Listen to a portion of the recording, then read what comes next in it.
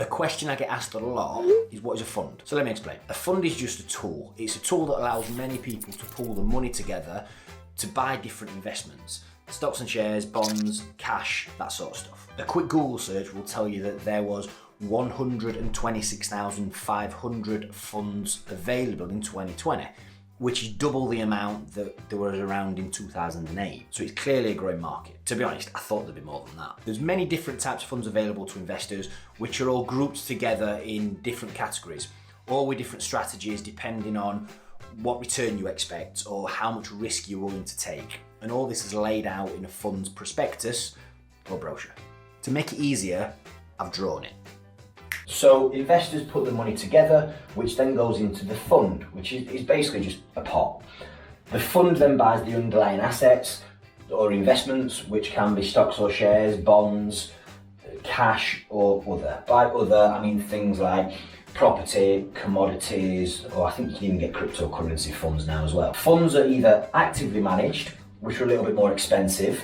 Their goal is to beat the market, so they have a fund manager that chooses what goes inside there.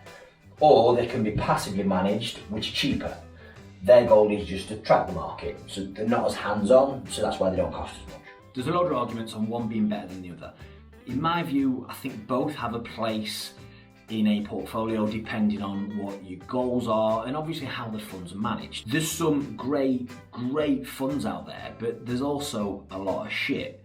So make sure you do your homework or work with someone that can help you. Funds are great for people that don't have the time or the expertise to be buying individual shares and securities. My view on this is that 99% of people shouldn't be doing that anyway, as most don't have the knowledge no matter how much they think they do. And a fund also requires a much lower investment, and it massively reduces your risk due to diversification, i.e. spreading your money over hundreds or even thousands of companies instead of just a handful. Make sense?